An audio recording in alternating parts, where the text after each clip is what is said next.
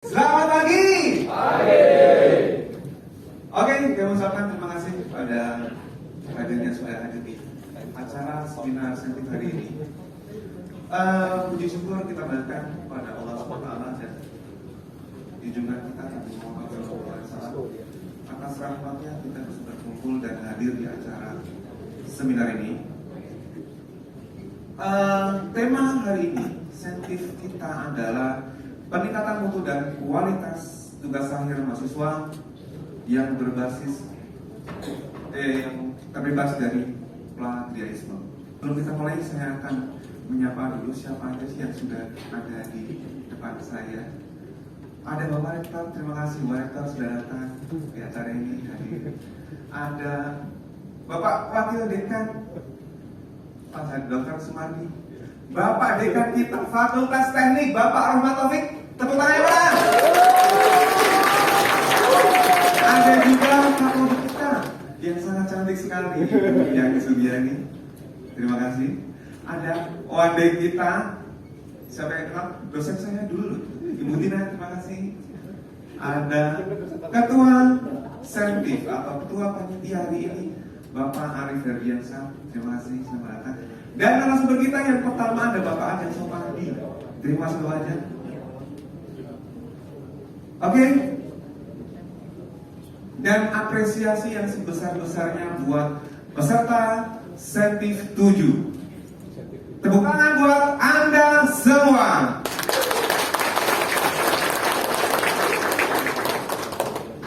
Hadirin saya hormati, sebelum kita mulai saya akan membacakan susunan acaranya. Yang pertama pembukaan ayat suci Al-Quran, yang kedua menyanyikan lagu Indonesia Raya, yang ketiga Mas Muhammadiyah dan Mas Melty, yang keenam sambutan-sambutan, yang ketujuh penghargaan untuk dosen, yang ke-8 acara inti yang akan disampaikan langsung nanti sama narasumber kita, yang ke-9 ada door prize. Jadi buat teman-teman semua mahasiswa dan mahasiswi jangan lupa ada door prize nanti ya. Yang ke-9 penutup. Itulah susunan acara hari ini yang akan kita jalankan. Sebelum kita mulai, kita masuk ke pembukaan. Hadirin saya hormati, sebelum kita mulai, mari kita panjatkan doa. Semoga acara seminar ini bisa kondusif dan berjalan dengan lancar. Kenapa kita selalu menjadikan doa? Karena doa tidak bisa mengajar sendiri. Jadi mari bersama-sama kita berdoa, dimulai. Selesai? Terima kasih. Acara selanjutnya pembacaan ayat suci yang akan dibacakan oleh Bapak Al-Ansori SPD. Dipersilakan.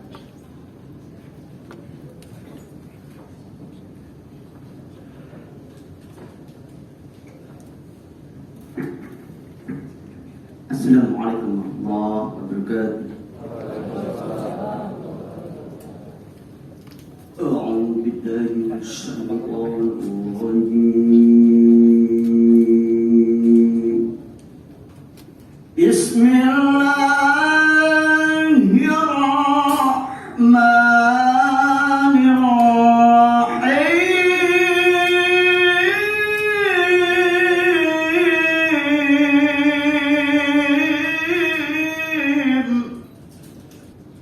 Ya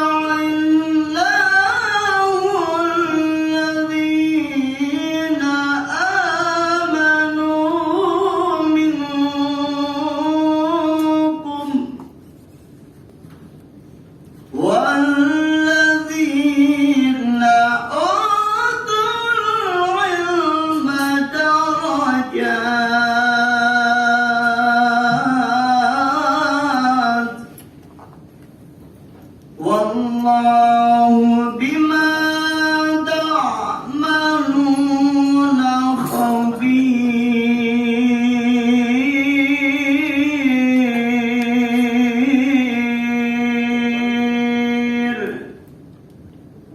Sadaqallahul azim. Wassalamualaikum warahmatullahi wabarakatuh. Terima kasih kepada Bapak Ahmad Sori. Selanjutnya menyanyikan lagu Indonesia Raya sekaligus menyanyikan Mas Muhammadiyah dan UMT. Hadirin, terima kasih hadirin, dipersilakan duduk kembali. Menginjak acara selanjutnya, acara selanjutnya adalah sambutan. Sambutan yang pertama dari Ketua Panitia Sertif 7 kepada Bapak Arif Ferdiansyah, MTI, dipersilakan. Assalamualaikum warahmatullahi wabarakatuh. Bismillahirrahmanirrahim. Alhamdulillah Rabbil alamin.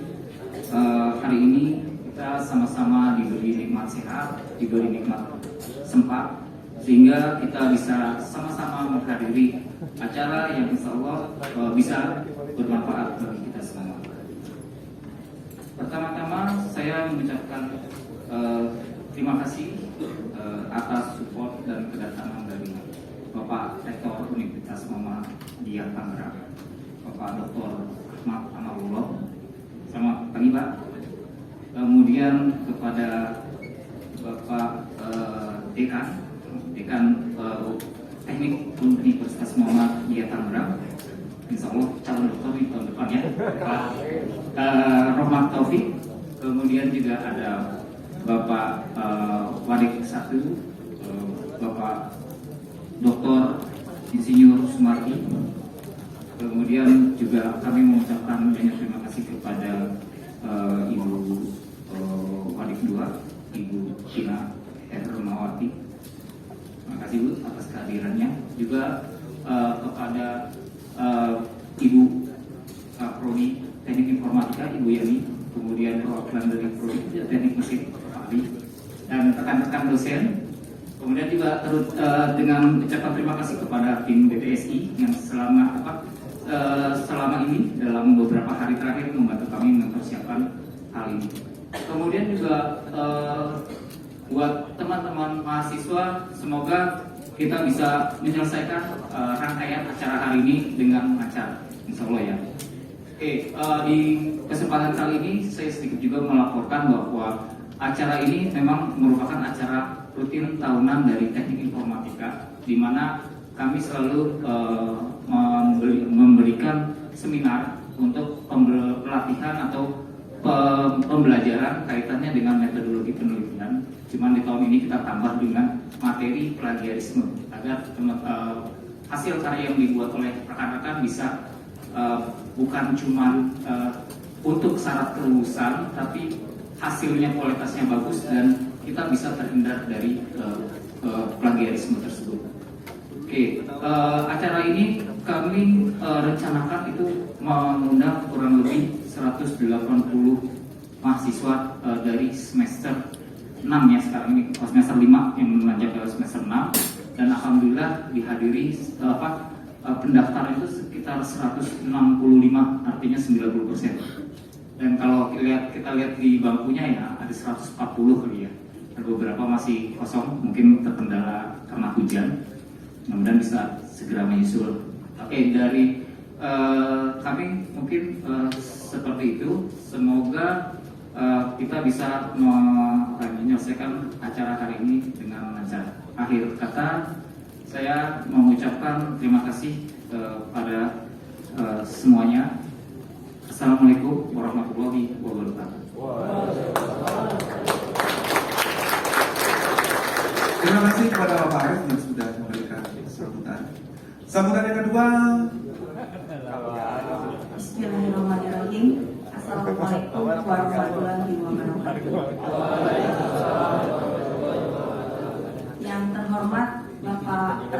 Universitas Muhammadiyah Tangerang, Bapak Dekan, para wakil dekan, kemudian para Kak Prodi yang sudah kami undang, kemudian yang paling utama adalah para panitia yang sudah bekerja siang dan malam untuk kegiatan ini, dan yang saya cintai mahasiswa-mahasiswa di Teknik Informatika Universitas Muhammadiyah Tangerang.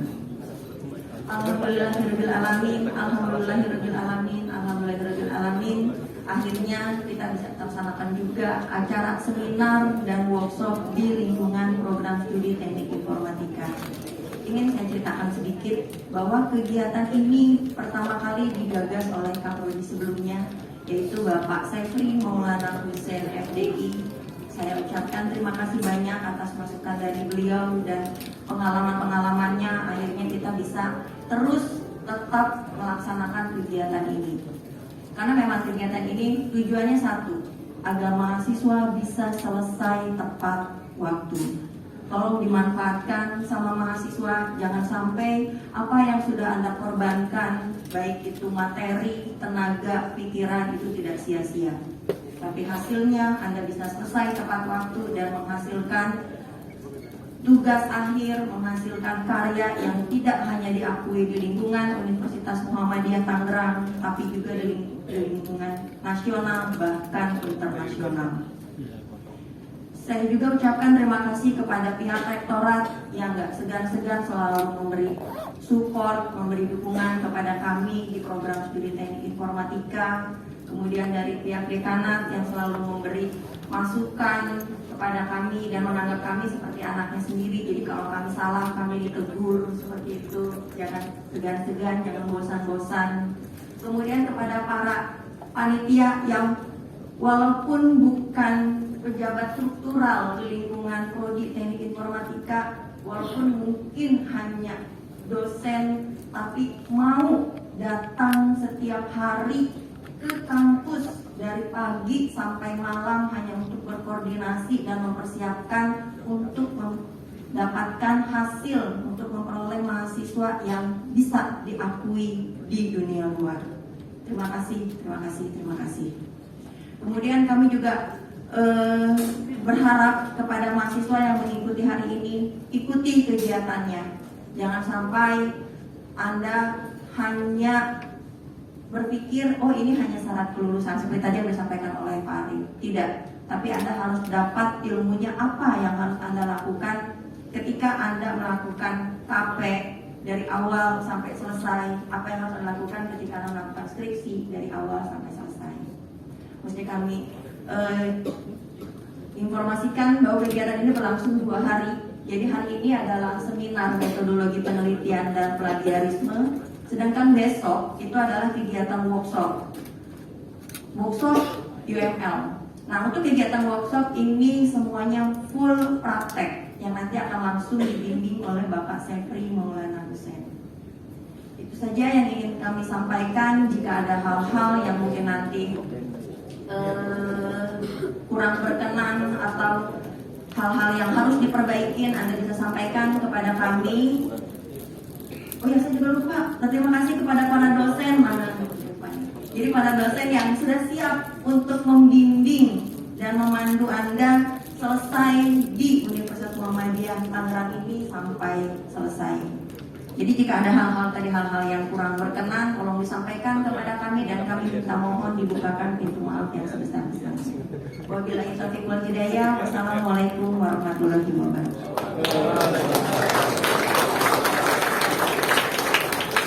Terima kasih kepada Ibu Kapolri.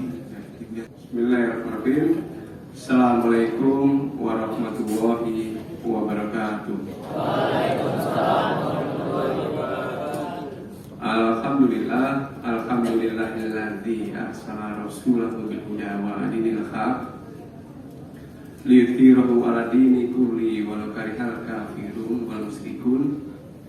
Asyhadu an la ilaha illallah wahdahu la syarikalah wa asyhadu anna Muhammadan abduhu wa rasuluh la nabiyya ba'dah. Yang saya hormati Rektor kita Bapak Dr. Haji Ahmad Amalullah MPD. Terima kasih banyak Pak Rektor sudah hadir. Yang saya hormati Wakil Dekan 1 Bapak Dr. Insinyur Sumardi Sadi. Mohon Pak Dokter untuk berdiri supaya mahasiswa-mahasiswa yang nantinya akan melaksanakan praktek untuk kriminal. Yang saya hormati Wakil Dekan 2 Ibu Tina Hernawati. Mohon Bu.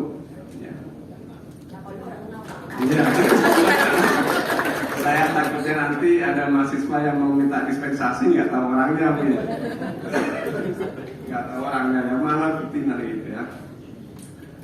Yang saya hormati Prodi Teknik Informatika Ibu Yani. Yang dari tadi belum disebutkan juga ada Prodi Teknik Informatika Bapak Dias yang sudah hadir. Yang saya hormati Gugus Penjamin Mutu Pak Haji Joko sudah hadir.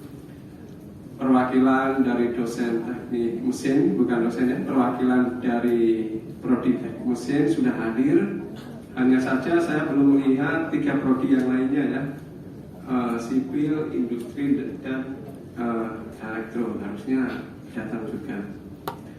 Yang saya hormati seluruh panitia yang tidak bisa saya sebutkan satu persatu, walaupun kenal semua, dan dosen-dosen teknik informatika, ada Ibu Nui, ya, ada Bu Desi. Ya, Bu Desi itu teman saya, Pak Rektor, teman kuliah di S3 Doktor Sistem Informasi Undip. Ya, jadi pada saat ini kami ada 7 atau 8 dosen yang sedang melanjutkan studi ke jenjang S3. Ada yang di Undip, ada yang di Bogor, ya salah satunya nanti yang pembicara kita Pak Ajang itu studi di Malaysia ya Pak Ajang ya, nanti PhD. Tidak pula saya lupa mengucapkan terima kasih banyak kepada seluruh peserta mahasiswa yang hadir pada hari ini. Ini semuanya mahasiswa semester 7 atau semester 5? 6 ya, yang mau ke 6 ya? Ya, jadi yang semester 8 nggak ada? Hari Minggu? Oh gitu, berarti pesertanya bisa banyak ya? Karena 2 angkatan ya? Oh ya, ini kegiatan yang luar biasa. Baru kali ini saya menghadiri kegiatan yang total pesertanya kurang lebihnya 300 mahasiswa. Tepuk tangan.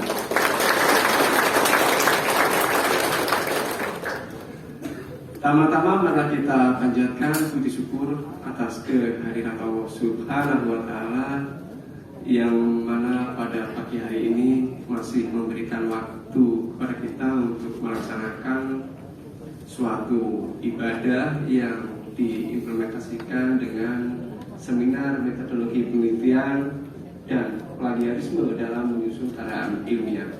Ditambah juga ada workshop UML, Unified Modeling Language. Kedua kalinya sholawat serta salam mudah-mudahan terlimpahkan pada junjungan Nabi besar Nabi Muhammad SAW. Dalam kesempatan kali ini saya selaku dekan dan dekan Fakultas Teknik mengucapkan terima kasih banyak karena kegiatan ini bisa terselenggara dan mudah-mudahan berjalan dengan lancar. Yang kedua, bagi mahasiswa-mahasiswi tolong nanti ini diikuti karena kegiatan ini sangat-sangat positif. Jadi kenapa harus ada metodologi penelitian, plagiarisme, dan workshop UML itu tidak semerta-merta ada.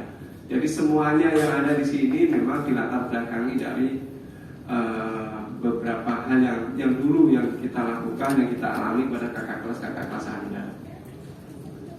Zaman dulu mengenai UML sendiri, karena itu hal yang baru bagi kami. Jadi pada saat saya di D3 dulu masih menggunakan DFD ya, data flow diagram. Jadi dosen-dosen yang lama pasti mengenal DFD. Lalu dengan berkembangnya waktu sudah berbasis objek berubah menjadi UML, Unified Modeling Language. Pada saat UML itu sendiri diimplementasikan di kita, di informatika, itu ada beberapa persepsi yang berbeda sehingga antar dosen bisa miss, dosen dengan mahasiswa juga bisa terjadi miss. Bagaimana cara menggambar use case, activity, ya, status dan lain sebagainya. Jadi dengan adanya kegiatan ini nanti disamakan persepsi termasuk alat yang digunakan untuk membuat UML supaya apa? Supaya persepsinya sama antara apa yang dimaksud oleh mahasiswa, apa yang dimaksud oleh dosen pembimbing maupun apa yang dimaksudkan oleh dosen penguji. Karena jika tidak terjadi kesamaan persepsi, nanti maka dikhawatirkan mahasiswa yang akan menjadi korban gitu ya. Karena menurut mahasiswa dan pembimbingnya betul, namun dari sisi pengujinya berbeda. Dan ini sudah kita lakukan beberapa waktu. Untuk ML-nya 3 tahun atau 4 tahun yang lalu kita sudah masuk ML. Kalau yang sebelumnya itu masih metodologi penelitian.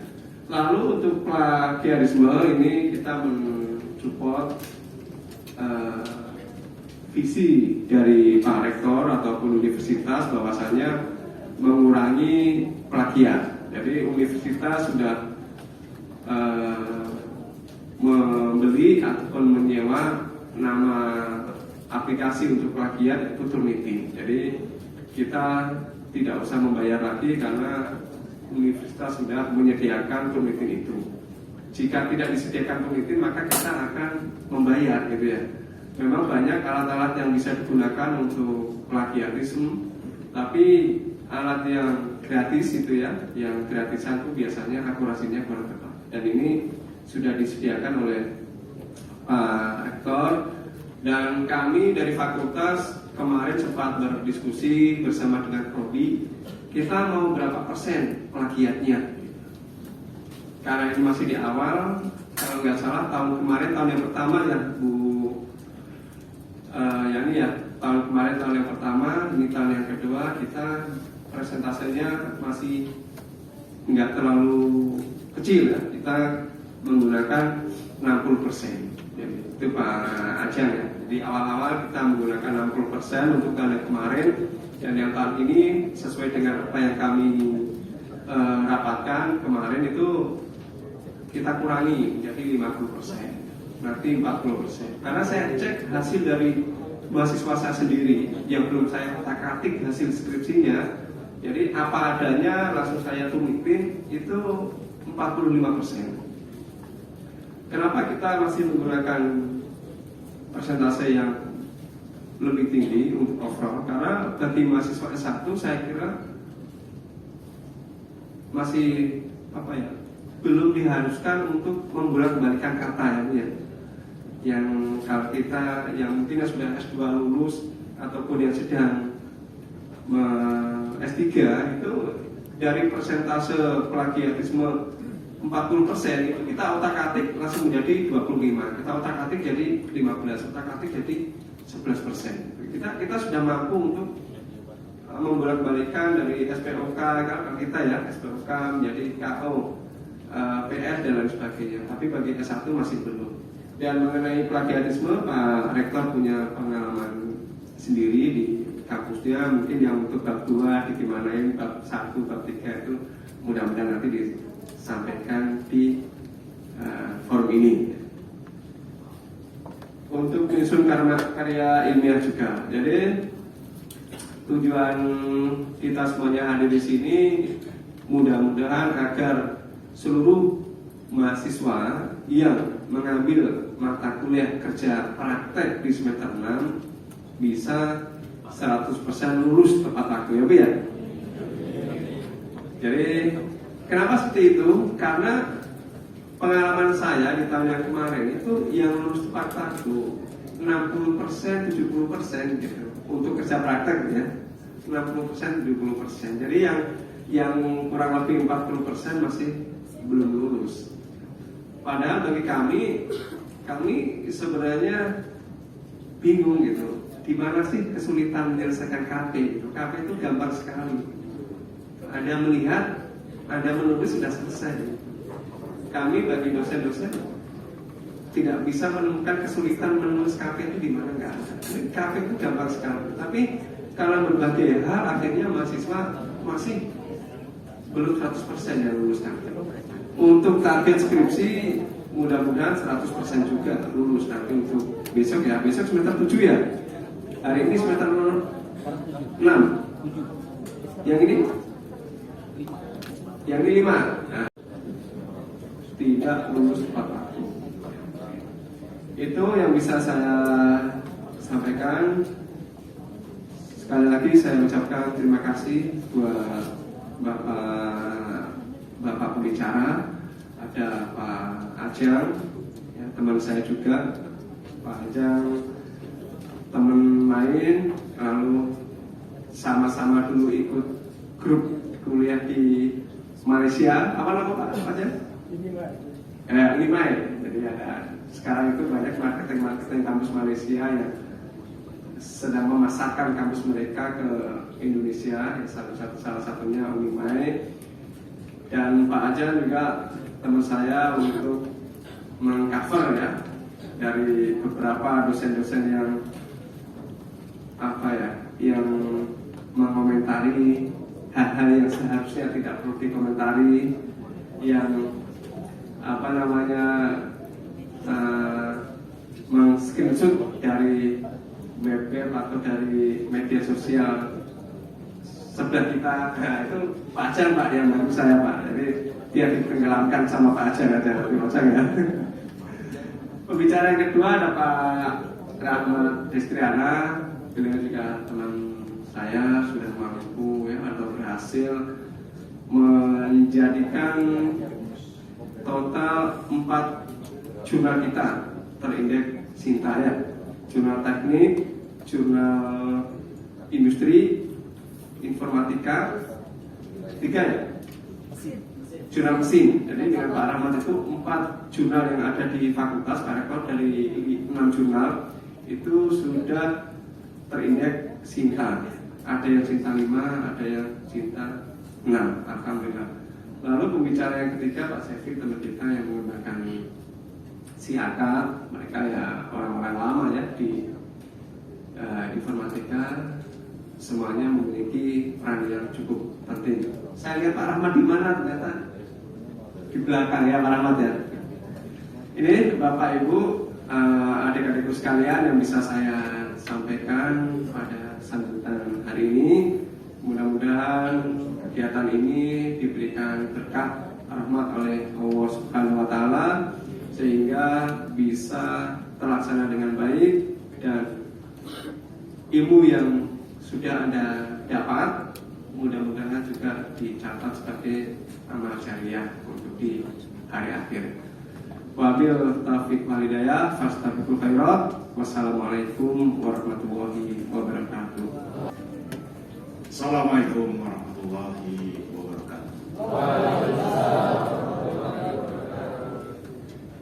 Selamat pagi dan salam sejahtera bagi kita semua. Alhamdulillahillazi lam yalid wa lam yulad wa lam yakul lahu kufuwan ahad. Asyhadu an la ilaha illallah wahdahu la syarika lah wa asyhadu anna Muhammadan abduhu wa rasuluh. Allahumma shalli ala Muhammad wa ala ali Muhammad fil alamin innaka Hamidum Majid. Amma ba'd. Yang saya hormati Dekan Fakultas Teknik dan ikut para wakil dekan ini lengkap kompak, Kaprodi ya, yang terus mengawal kegiatan ini beserta ketua panitia ya, yang siang malam seperti kata dia tadi sampai akhirnya pelaksanaan seminar ini bisa kita jalankan. Dan para pembicara ya, saya tadi dengar informasinya dari Ibu Yani, ini adalah orang-orang hebat semua ya, orang-orang yang punya kiprah di bidangnya terkait dengan atau bersentuhan dengan teknologi yang langsung di pekerjaannya ini tentu bisa dibawa pengalaman para narasumber yang luar biasa. Kasih terus buat para narasumber. Sekaligus salam kenal dan selamat datang ya para narasumber, ada yang dari luar, ada juga yang internal ya, para dosen yang terus siap juga mendampingi, membimbing para mahasiswa. Dan tentu yang saya banggakan para mahasiswa yang hadir memenuhi ruangan ini. Dari target saya kira ini sudah cukup besar ya, mungkin 80 sampai 85% atau 90% ya. Peserta ini hadir dari apa yang ditargetkan. Ini kasih terus kepada kita. Mudah-mudahan yang belum hadir 10%-nya dalam perjalanan memang tadi macetnya luar biasa, ini hujan dan lain-lain. Dan kepada seluruh pihak yang sudah mensupport kegiatan ini, tentu juga saya apresiasi. Mudah-mudahan semua yang terlibat ini insya Allah merupakan sebuah upaya bersama kita untuk tentu mengharapkan ridho Allah Subhanahu wa Ta'ala. Amin ya rabbal alamin. Bapak Ibu, tadi seriusnya, tapi ternyata kalau diwawancara saya terlalu serius. Nggak tahu dia. Saya biasa-biasa saja ya. Bisa diajak serius ya. Bisa diajak humor, bisa diajak berantem juga. Karena memang saya berangkat dari nol ya, dari Kampung Kerbau ya, sampai saya bisa berenang itu di Kubangan Kerbau ya, ketika memandikan kerbau di galian pasir ya. Dan sampai sekarang ini saya berenangnya di kampus ya, mengarungi kegiatan ya, dengan punya kemampuan berenang berbagai gaya. Kalau ngomong renang itu jangan selalu di air ya, tapi berenang itu artinya mengarungi berbagai gelombang ya, yang kita hadapi sesuai dengan arah kebijakan MBKM. Itu MBKM kenapa dilakukan? Karena ingin mahasiswanya itu bisa punya kemampuan gaya renang dari berbagai gaya. Enggak hanya kalau dia di informatika saja dia tahunya.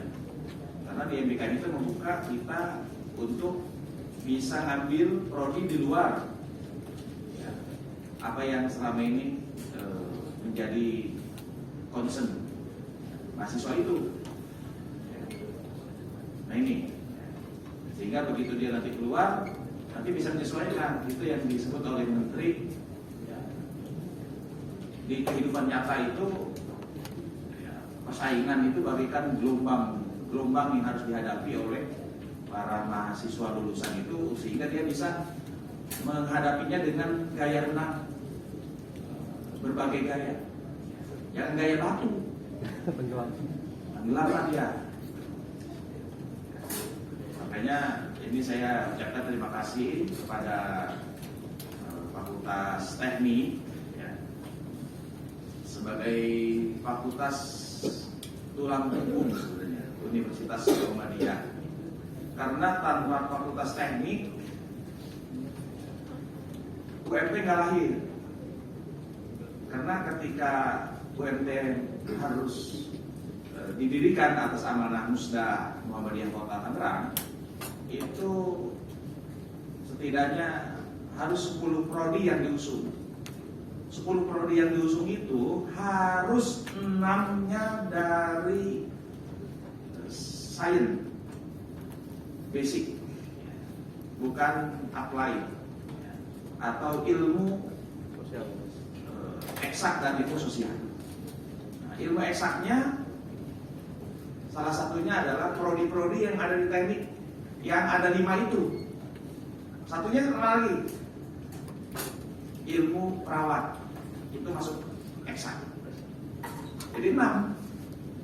Yang ilmu sosialnya 4, bahkan bisa lebih. Tapi fokusnya ketika dari 10 itu mesti 6 yang eksak, ya 6 ini ya, 6 yang eksak ya. 5-nya lebih besar dari teknik. Dari ilmu perawat, jadilah Universitas Muhammadiyah Tangerang. Kalau nggak ada fakultas teknik, UMT nggak hadir di sini. Dan saya juga kemana. Nah, fakultas teknik ini di awal-awal memang memprihatinkan ketika kita mau mendirikan UMT ini dapat SDM-nya, tapi bukan SDM dari internal yang ada di kota Tangerang dan sekitarnya. Tapi kami harus mencari sumber daya manusianya dari ex pegawai PT Dirgantara yang saat itu sedang dirumahkan oleh perusahaannya lantaran krisis moneter. Akhirnya kami bertemu dengan mereka melalui perantaran Pak Taufik dan kakaknya Pak Imam, ya, karena mereka orang Bandung. Dikasihlah, mereka sepakat untuk bergabung dengan salah satu caranya meminjamkan ijazah-ijazah mereka yang semuanya dari luar negeri. Nah, itu yang kemudian punya bobot ijazah yang kita jadikan lampiran permohonan untuk pendirian UMT itu, karena fakultas teknik ini diisi oleh orang-orang yang punya kompetensi dan lulusan luar negeri, dan mereka ada yang terus bergabung. Tapi karena jauhnya, mereka mungkin ada kegiatan lainnya, karena orang pintar itu ya dibutuhkan di mana saja, ya, dan dipakai. Ya. Kami ucapkan terima kasih kepada mereka. Dan kemudian akhirnya kami dorong, dan mulailah setelah Universitas Muhammadiyah Tangerang ini lahir dengan fakultas tekniknya yang paling besar, ya, menjadi penentu kehadiran universitas, itu berdatanganlah para sumber daya manusia dari sekitarnya. Alhamdulillah. Kalau dulu Muhammadiyah yang punya basic keteknikan cuma 1, Pak Saiful doang, itu S1, insinyur teknik sipil, satu-satunya. Yang lainnya mah SAB, MPD, ya, kemudian SPD, ya, main sepedahan terus, ya. Maksud saya MPD, ya. Jadi nggak masuk ke situ. Nah, maka saya sekali lagi mengucapkan terima kasih, walaupun kemudian universitas belum mengimbangi saat awal itu, mengadakan sarana prasarana. Yang penting izinnya dulu. Ini perlu kronologisnya saya sampaikan. Betapa pentingnya fakultas teknik ini di perkembangan Universitas Tangerang dari awal. Saat itu dituntut lab harus disediakan 15 ruang. Belum ada gedung 12 lantai, lagi 19.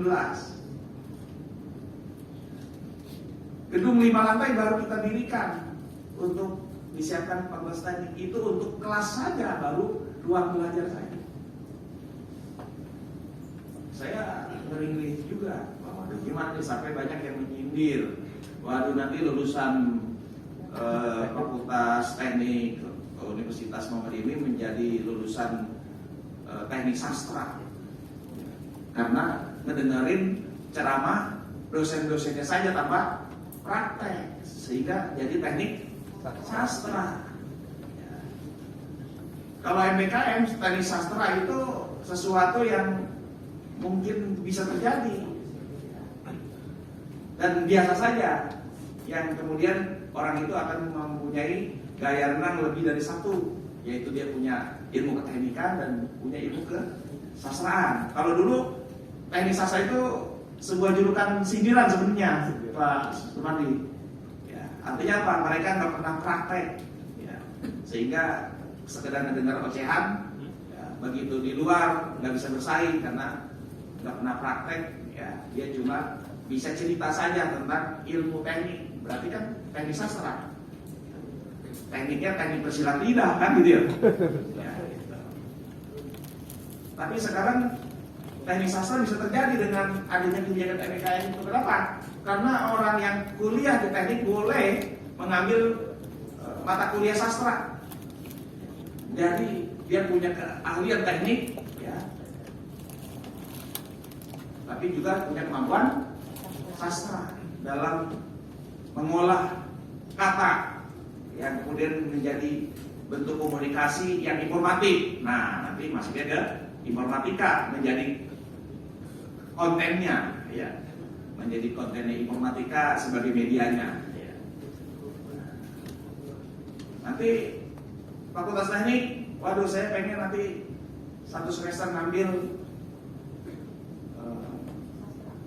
mungkin tata busana misalnya, gitu kan? Tata boga, ya kan? Tata boga, ya.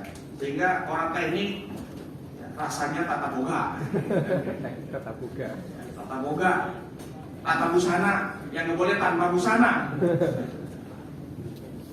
Boleh-boleh saja, ya. Boleh-boleh saja. Ya. Dan tentu ya ini ya, seminar yang terus dijadikan budaya ilmiah kita, ya, harus dilaksanakan dari tahun ke tahun, dan universitas terus mensupport dari ketiadaan lab terus semua terus bertambah. Nanti kita pembangunan gedung 19 lantai selesai, itu juga ada ruang-ruang kosong yang kita mau tambahkan lab-lab yang dibutuhkan oleh semua prodi. Karena hitungan-hitungan saya, ruangan yang banyak itu ya, nggak terlalu digunakan oleh proses pembelajaran klasikal atau luring. Karena dari 17.000 mahasiswa kita itu ketika kami lakukan pendataan oleh Google Form, yang suruh milih ikut kuliah luring atau daring, yang daring itu 90%, yang luring cuma 10%. Kemungkinan yang saya duga yang luring itu adalah fakultas-fakultas yang mata kuliahnya harus ketemu dosennya karena dituntut praktek. Sehingga kalau daring sulit, luring itu bisa ya, praktek. Tapi perkembangan teknologi bisa jadi praktek itu nggak harus datang. Dengan teori PR ya, dan IR-nya kan, yaitu VR, virtual reality, dan augmented reality, ya, itu. Nah itu nanti dikembangkan pasti oleh teman-teman di orang-orang programmer itu, ya. Sehingga ketika mau ngelas nggak usah dia harus ke bengkel, tapi dengan sistem VR, ya, dan VR itu dikondisikan seperti dia di bengkel, padahal dia di ruang kamar dia, melalui sebuah animasi. Ya, kayak kemarin kami kunjungan ke ilmu pelayaran, ya, masuk ke dalam sebuah kotak gedung, begitu ke dalam, seolah-olah kita masuk ke sebuah ruang nakoda, lalu di depannya laut dengan gelombang, terus kita miring-miring gitu, padahal gedung itu biasa saja. Padahal yang miring, goyang-goyang itu adalah layar yang ada di sekitarnya yang seolah-olah di depan kita ada laut. Ya, kita animasi. Sehingga begitu lautnya kayak mau tumpah, kapalnya kayak miring, itu jadi pegangan, padahal enggak, pegangan itu enggak jatuh gitu. Nah itu masuknya virtual reality ya, Pak ya. Sehingga ngelas itu cukup dengan pakai dia di depan laptopnya, menggerakkan ya, alat yang nanti terkoneksi, dia bisa ngelas di situ. Ya. Kesehatan juga sama. Ya. Kita kan misalnya mau melahirkan, bagaimana seorang bidan mengawal orang yang kelahiran, nanti di lahir itu ada orang tuh yang mau lahir. Ya. Lalu bagaimana si bidan itu memasukkan tangannya untuk menarik bayinya? Bisa. Kemudian bagaimana dia membedah misalnya kalau katak misalnya kita bedah, itu nggak perlu kita cari katak kemana-mana, ada di fitur animasi itu, ambil kataknya, ya, seolah-olah begitu kita tarik, kita garis, dia membelah gitu, sampai begitu, nggak harus ke lab. Tapi karena teknologi ini cukup mahal, ya, kita insya Allah merintis ke sana, karena para dosen-dosen UMT sedang di training ya, untuk bisa menggunakan alat-alat itu, ya, alat-alat simulasi itu di kerjasama dengan Simolek, ya, sebuah organisasi pendidikan se-Asia Tenggara, ya, itu punya program bagaimana teknologi ini akan bisa mempengaruhi ataupun memudahkan proses pendidikan, sehingga kalau semua begitu, ya, nanti orang jarang masuk ke kampus. 10% dari 17.000 aja juga cukup besar sebenarnya, ya. Berarti ada 1.700 orang. 1.700 orang lalu cukup memadatkan parkiran juga di 1.700 itu. Apalagi 17.000 pasti nggak ketampung. Dengan era teknologi ini, saya kira ruang-ruang itu banyak yang kosong karena orang yang senang daring, udah PW kalinya, ya, posisi enak gitu. Sambil ngedakom dia bisa kerja. Gak usah mandi Pak Ya, coba pakai dasar terikat kerudung, ya, pakai seragam, ya, nggak tahu pakai celana enggaknya, pakai sarung maksudnya, ya, ya.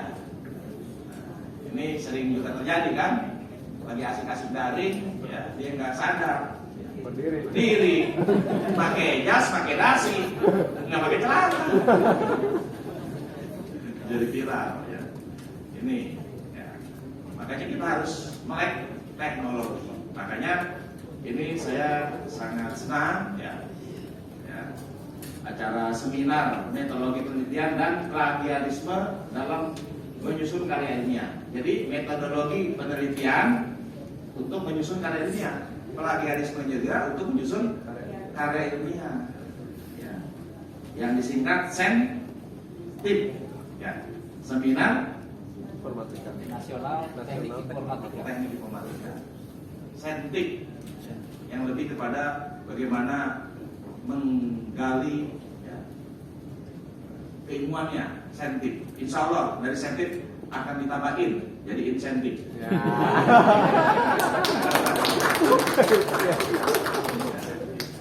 Tapi insentif itu jangan selalu diartikan uang. Misalnya insentif itu bisa saja mahasiswa dapat insentif. Caranya apa? Dapat apa insentif? Misalnya yang dapat atau ikut kuliah ini oleh dosennya dikasih insentif nilainya minimal B. Nah, kalau dia mengumpulkan laporan jadi A, itu insentif. Jangan selalu dikasih uang, itu insentif. Ya. Nah, terus misalnya dosennya yang terus mendorong mahasiswa dikasih insentif. Insentifnya apa? Berupa misalnya konditenya, ya, dinilai baik suatu saat dipromosikan misalnya untuk menduduki jabatan-jabatan. Itu bagian daripada insentif. Insentif itu sebenarnya reward sebenarnya, ya. Reward yang bentuknya nggak selalu uang, penghargaan dan lain-lain juga adalah insentif. Atau pengurangan, misalnya mahasiswa Yang ikut ini dapat insentif apa? Pengurangan SPP misalnya 0,0%. Ya, ini. Jadi saya kira luar biasa ya.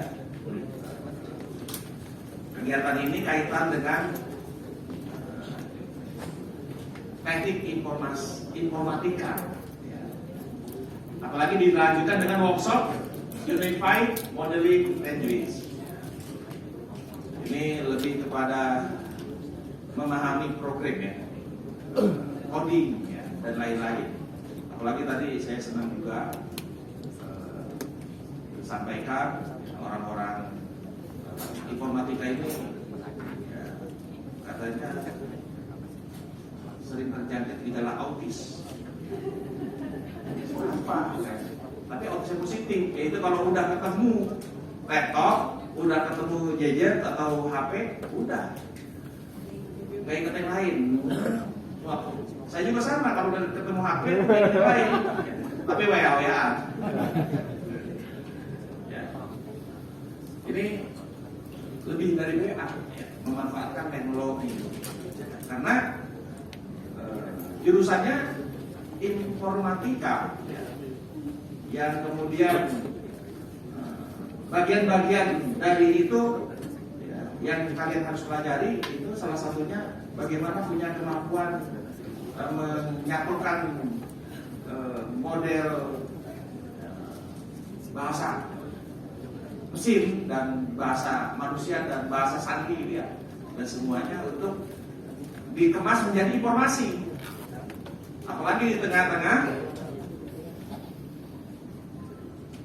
perkembangan ICT, Information Communication Technology.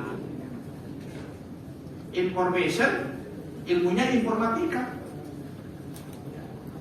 yaitu bagaimana menghasilkan komunikasi yang kemudian dikemas oleh sebuah teknologi. Yang tadi ada dosen-dosen informatika ini ya, ahli bagaimana memprogram, bahkan mengendalikan apa informasi yang negatif, bahkan diredam untuk tidak meluas. Ini luar biasa ini informasi, sehingga dia ya, pastinya punya kemampuan coding-codingnya, sebab nanti dia akan otomatis mengatur sendiri sistemnya. Kadang-kadang bingung orang yang nggak paham bagaimana nih mengendalikan, termasuk UMT bingung, rektorat ketika para dosen sistemnya dikacaukan oleh hacker, termasuk BKD-nya nggak bisa masuk. Saya telusuri, ada dugaan-dugaan orang yang pernah jadi pegawai di sini dan dia sudah berhenti. Ini lagi kita proses ke kepolisian, bekerjasama dengan cybercrime. Nanti tahu-tahu orang itu ditangkap. Orang-orang ditangkap. Orang-orang ini yang nggak ngerti undang-undang ITE. Nah, maka anda ini harus tahu undang-undang ITE, jangan sembarangan. Dengan kemampuannya dia ngotak-ngatik sehingga merugikan orang lain. Kesian para dosen itu, tunjangan sertifikasinya sampai sekian bulan ditunda oleh pemerintah karena tidak bisa mengakses akibat dari passwordnya yang dirubah, dan kita nggak bisa ngendaliin di sini. Mereka dari luar karena dia yang tahu passwordnya. Nah, ini merugikan. Nggak hanya dosen yang bersangkutan, dia punya anak yang mau sekolah nggak bisa bayar sekolah, ibunya yang nggak punya susu nggak bisa beli susu. Kenapa? Berharap dari situ. Dari honor UMT nambahi, dari tunjangan kinerja nambahi, walaupun belum semuanya terbayar. Kenapa? Karena masih ada uangnya di mahasiswa, tunggakannya sampai 42 miliar, mahasiswa belum pada bayar. Mungkin bukan di sini mah enggak. Nggak ada. Nggak beda. Nah ini kita harus sama-sama ya. Dosen kita sudah begitu bekerja keras siang malam ya. Tapi alhamdulillah nih UMT terus maju ya. Karena diisi oleh dosen-dosen yang bekerjanya berangkat dari tulus, bukan karena pulus. Beda nih, bekerja dari tulus, tapi bukan dari karena pulus. Kalau dari tulus, insya Allah pulus ngikutin. Pulus itu bahasa Arab, bahasa Cinanya uang, cuan, bahasa Cinanya ya. Tapi orang yang berangkatnya dari pulus, saya jamin nggak pernah tulus. Sebab sedikit aja gajinya lambat, dia langsung ke medsos, ya. Tapi itu masih sedikit. Saya yakin sedikit dosen kayak begitu. Dosen sisanya mereka siap berjuang, karena kalau nggak berjuang, kalau nggak atas dasar dosen-dosen yang bekerjanya secara tulus, udah pada berangkat dia tinggalin kita. Tapi makanya mereka terus mengikuti. Kenapa? Karena mereka pegang firman Allah, wa yarjuku min haitsu la yahtasib. Wa may yatawakkal 'ala Allah fa huwa hasbuh. Dalam bahasa terjemahannya bahwa Allah akan memberikan rezeki kepada kita dari berbagai arah yang enggak diduga-duga. Mungkin karena dari UMT enggak dapat, mungkin dari proyeknya lancar, dari bisnisnya lancar, ya. Bukan dari UMT enggak dapat, belum dapat maksimal misalnya. Lalu wa may yatawakkal 'ala Allah, kalau enggak dapat secara materi dari UMT dari luar, bertawakallah kepada Allah. Kata Allah, fa huwa hasbuh, Allah yang akan mencukupkan segala kebutuhannya. Orang yang punya prinsip itu, itulah yang kemudian hari ini bisa mengangkat UMT menjadi perguruan tinggi terbaik se-Banten nomor 4.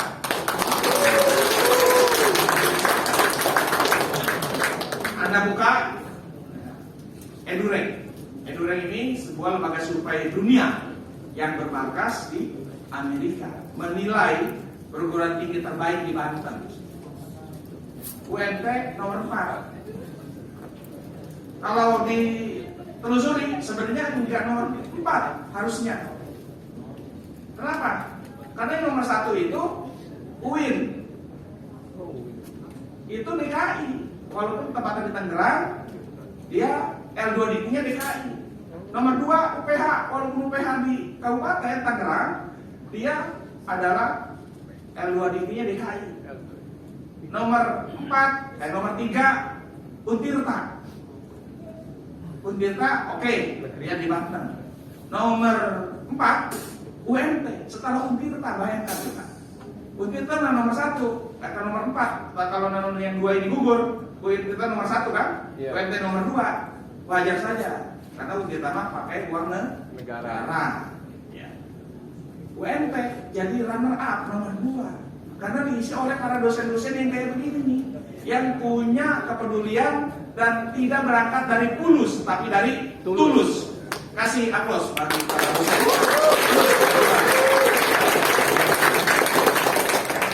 Melayani kita, walaupun tulus, tetap saja pimpinan terus memperhatikan sambil membuat aturan biar para mahasiswa nggak terlalu banyak yang nunggak.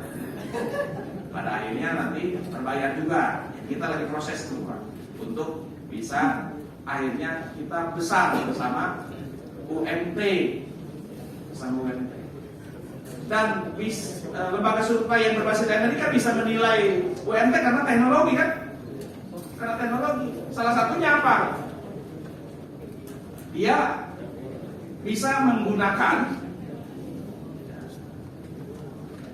sebuah teknik penggalian informasi lewat penggunaan website ketika mau upload jurnal. Nah ini Mas jurnal. Dari 1.000 pegawai atau ada 500 dosen, dia punya jurnal ilmiah lalu di-upload melalui sebuah sistem yang sudah kita satukan dengan extension umt.ac.id, ya, itu UMT-nya dapat nilai. Apalagi kalau mahasiswanya diberi kewajiban untuk mengupload hasil penelitiannya. 17.000 mahasiswa. Ini yang mengangkat grade UMT. Sebab yang dinilai oleh EduRank itu ada 3 poin. Pertama, research university, di dalamnya adalah kegemaran meneliti para dosen dan para mahasiswanya, lalu menguploadnya lewat teknologi web, ya. Kemudian yang kedua adalah yang non akademik. Semua komunikasi kita harus diakses. Misalnya penerimaan mahasiswa baru, kemudian online, ya, pendaftaran online, pembayaran online, semua terakses ke sebuah internet yang terhubung ke seluruh dunia. Berarti yang ketiga, yang ketiga adalah alumni, 10% alumni. Yang riset itu 45%, yang non akademik tadi mengupload kegiatan-kegiatan kampus, ya, IG-nya, pembayarannya segala macam itu 45%. Yang 10%-nya alumni. Alumni itu tersebar kemana-mana. Mau ke perusahaan itu ditanya lulusan UMT. Mau ngeliat tuh di BUMN, di perusahaan-perusahaan besar, orang yang programnya dari UMT. Nah, faktanya para pembicara ini adalah praktisi-praktisi yang pasti lulusan dari perguruan tinggi, dan itu perguruan tinggi dapat poin. Ketika Anda keluar atau lulus dari UMT mampu bersaing lalu bisa menduduki posisi-posisi di perusahaan seperti bapak-bapak yang tadi yang akan membawakan materinya, dan termasuk ya, di berbagai posisi lainnya di tempat lain itu terekam oleh EduRank. Jadi EduRank teknologi dia nggak harus datang ke sini, ya, memantau dan menilai. Akhirnya UMT masuk radar 4 besar, ya, di situ. Nah ini yang satu hal yang harus kita perhatikan adalah jurnal yang diupload ataupun karya ilmiah yang diupload itu juga betul-betul harus memperhatikan rambu-rambu.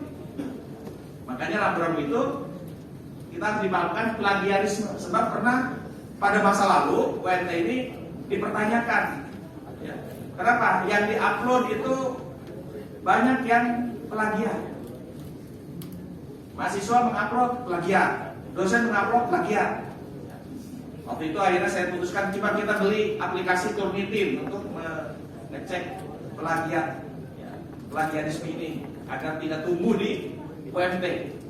Makanya saya kemudian punya kebijakan, mahasiswa boleh melakukan resipitori yang melalui upload karya tulisnya ataupun skripsinya, dengan syarat dia harus A dulu. Dan plagiarisme ini dengan Turnitinnya biar nggak menghambat lulusan mahasiswa tepat waktu, itu nggak usah dilakukan Turnitin saat mau skripsi sampai sidang, nggak usah. Sebab nanti kalau dimulai dari bab 1 sampai bab 5 dengan Turnitin untuk menghindari plagiarisme, akhirnya mereka down, lalu frustasi, akhirnya nggak teruskan. Nggak pakai itu juga ada aja yang down, ya, ada yang stres, apalagi pakai itu stres. Ya udah nggak apa-apa, kita usah pakai Turnitin dan plagiarismean bagi mahasiswa yang mau skripsi. Tapi nanti kalau sudah lulus dinyatakan A, Dan ini yang boleh di-upload. Sebelum di-upload, dicek plagiatnya. Pakai Turnitin. Banyak plagiatnya nggak? Sampai apa tadi? Persentase yang melampaui standar. Kalau melampaui ya diperbaiki. Karena dia sudah A, bukan terus kemudian turun jadi A ke B. Diperbaiki oleh dosen dan mahasiswanya. Nah, karena perbaikannya berbarengan antara dosen dan mahasiswanya, nanti nama dosennya harus bisa cantumkan di situ sebagai penulis kedua. Penulis pertamanya mahasiswa kan? Penulis kedua dosen. Ya, itu juga untuk menambah dosen. Karena dia membantu proses mengurangi Turnitin sesuai dengan ketentuan. Sehingga ketika di-upload nggak meragukan isinya karena sudah A. Yang bukan A jangan di-upload. B, apalagi C jangan di-upload. Terus mau dimanain? Itu ya udah menjadi dokumen masing-masing mahasiswa saja, nggak usah lagi ditaruh di perpustakaan universitas. Yang di perpustakaan universitas hanya yang A. Yang nilainya A harus di perpustakaan universitas. Yang nilainya selain itu boleh di perpustakaan fakultas saja. Nah, maka ya dari sini nanti akan ada gairah mahasiswa. Gua harus targetnya bisa A dan sehingga bisa ditaruh di perpustakaan universitas. Lebih bergengsi dan bisa di-upload sehingga dunia tahu. Nah, itu juga bagian daripada motivasi kita. Tanpa kemudian mahasiswa ini terhambat kelulusannya. Ya. Jadi saya sudah menetapkan kebijakan itu untuk mahasiswa yang mau skripsi jangan dihalang-halangi dengan proses Turnitin dan plagiat. Biarkan saja dulu. Nanti saat ujian ketahuan kalau dia plagiat. Ya. Maka nilainya tentu tidak A. Maka usahakan para dosen walaupun para mahasiswa walaupun ada kebijakan itu jangan kemudian semau-maunya. Ya. Semau-maunya. Ah, nggak apa-apa Pak Rektor, yang penting saya bisa ujian. Jangan. Sebelum nanti kalau ujian ketahuan parah lagi. Ya. Kalau kemudian akhirnya kita sudah maksimal berusaha untuk menghindari plagiat, lalu ternyata masih ada, itu nggak apa-apa. Ya, sebuah proses. Sebab nggak harus kita nol plagiat. Dari Turnitin itu. Sebab bab-bab yang ada itu ada ketentuannya berapa persen toleransi boleh plagiat. Bab 1 kemungkinan 10%. Bab 2 boleh 60% plagiat. Boleh. Kenapa? Banyak duplikat pendapat-pendapat para ahli teori. Tapi plagiat yang benar ya, maksudnya footnote-nya harus dicantumkan namanya. Kalau nama yang dicantumkan, mereka disebut plagiat. Tapi kalau dicantumkan, ya Turnitinnya tetap muncul 60% nggak apa-apa. Ya. Tapi tergantung ketetapan di masing-masing yang ngelola, apakah 60% atau ditekan menjadi 40% atau 30%.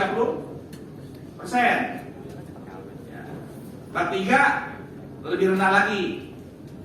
Bab 4 pembahasan usahakan 1%. Kenapa? Pembahasan itu kan ocehan kita. Nggak ada kutipan-kutipan yang melebihi dari tanggapan kita atas hasil penelitian yang kita lakukan. Sehingga itu diharapkan Turnitinnya dia ada tapi minim sekali.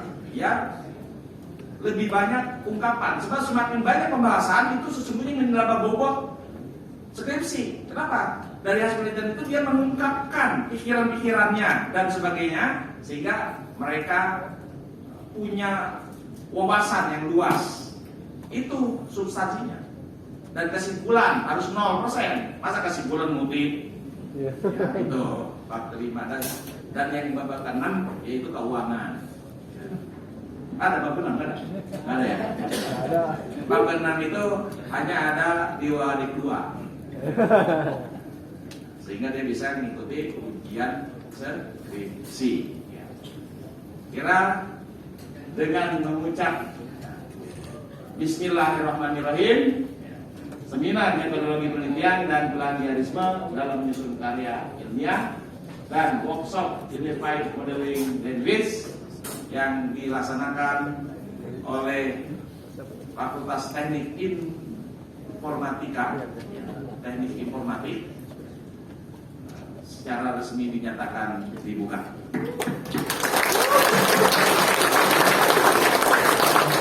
Demikian, terima kasih. Selamat mengikuti sampai tuntas. Saya izin karena saya harus isro ke lantai 5, naik lantai 5 karena ada kegiatan juga. Ya. Baru Mi'raj, saya jam 1 udah harus di Banten Mi'raj. Jadi kan sekarang lagi temanya Isra Mi'raj ya. Ya dari sekarang ya Isra ke atas lantai 5. Setelah itu Mi'raj ke Banten karena jadi narasumber di Banten. Ya mudah-mudahan semua dilancarkan. Amin ya rabbal alamin, dan Anda juga selalu sukses. Sekali lagi saya ucapkan mohon maaf. Nasunallahu wa fatan dari wabarakatuh mu'minin. Wassalamualaikum warahmatullahi wabarakatuh. Terima kasih kepada Bapak